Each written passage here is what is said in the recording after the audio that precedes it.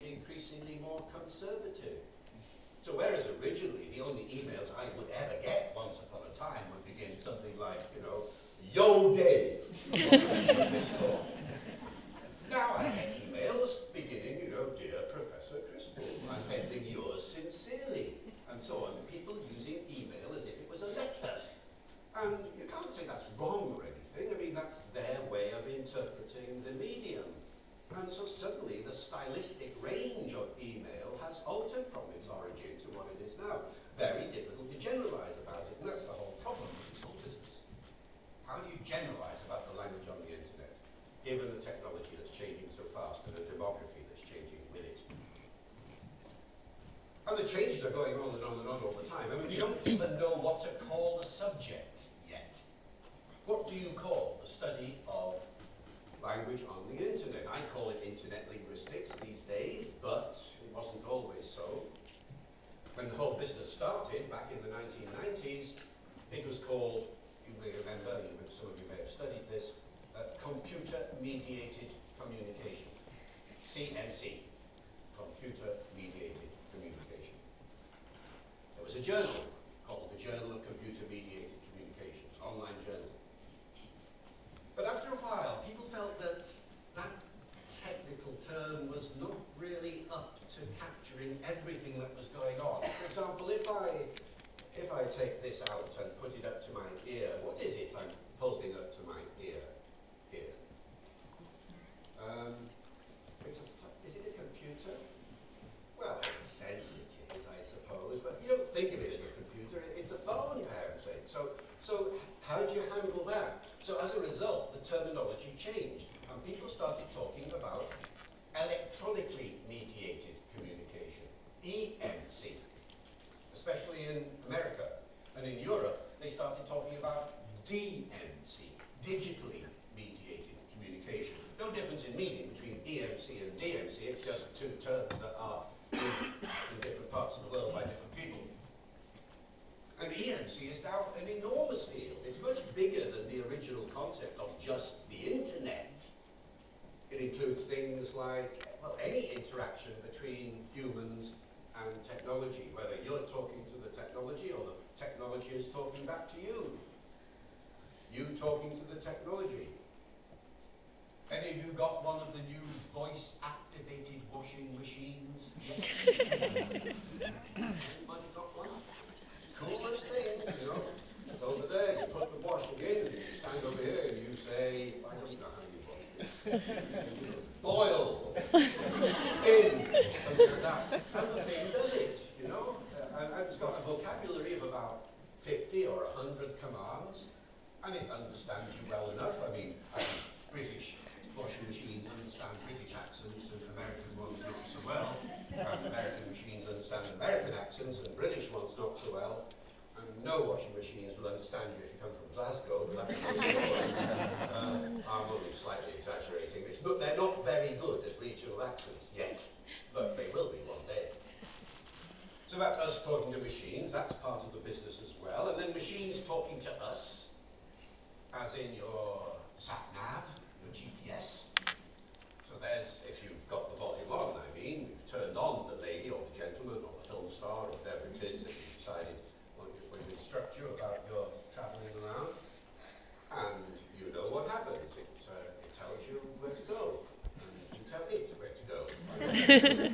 Especially when you tell them to go right through the centre of the house. You know very well that you should go around the ring road. And it has language like this, doesn't it? Drive 3 miles, then turn left.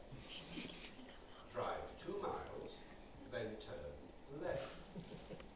Drive 1 mile, then turn. What did you say?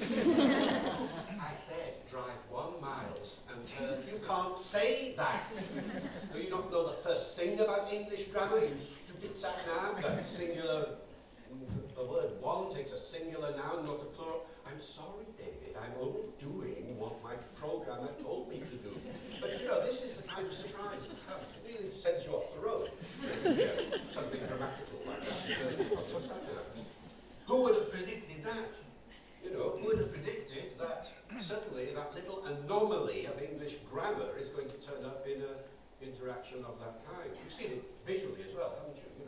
download one files with the S in brackets at the end, you know, so you get it on screen too.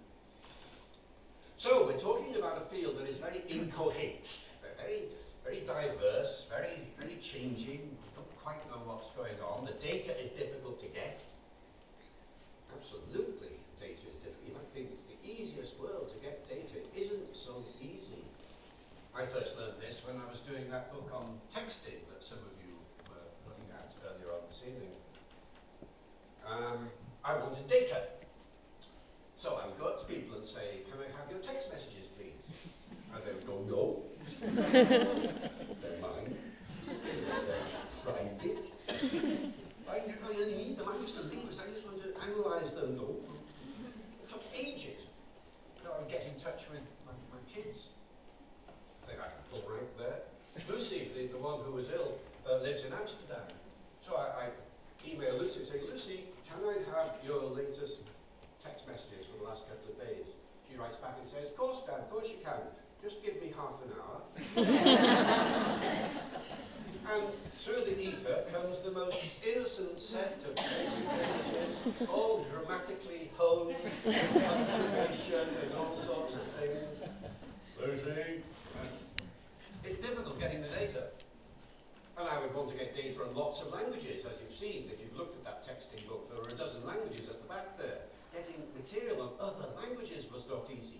I was in the Czech Republic, for instance, and I wanted Czech text. Say that 10 times quickly, Czech text. And I would go up to, I was at a film festival, and I went up to a guy and said, we were talking about it, I said, can I have your text? He said, I don't text in Czech. You must do. He said, no, English is cool. Czech is not cool. Czech is not cool. Czech is cool. And eventually, I did get some, but it takes an age to get data of this kind. None of this stops people developing a mythology and developing opinions about the internet. As you mentioned in your introduction, Sharon, yes, text messaging is a very good example. Before people even knew what text messaging was about, there were opinions about it out there. Way back in 2002, 2003, pundits would go online, especially go into the tabloid press, and comment on what they felt it was, even though it wasn't what they felt it was. John Humphreys, for example, that many of you know, who is on the Today programme many a day, and does Mastermind. He is on record in the Daily Mail as saying that people who send text messages are like the Vandals and Goths of ancient times, raping and pillaging the English language. There's a collocation you don't normally get. I have just raped the English language. You know, it's not something you get in Facebooks, is it? Not very often anyway. But you know, people say this kind of, why? And as you go through the list of arguments, if you've seen the YouTube clip on this, you're already there. But the arguments are these, aren't they? The English language is being destroyed by young people because they're filling their text messages with abbreviations. They are inventing them for some strange reason, probably to keep their messages secret from us respectable adults. They are leaving out letters randomly and proving that they don't know how to spell. They are putting these abbreviations into their homework and their examinations, and they're failing. And basically they're responsible for the deterioration of the English language. And it's a great shame, and we must do something about it. Well, of course, none of those arguments are valid, empirically valid at all.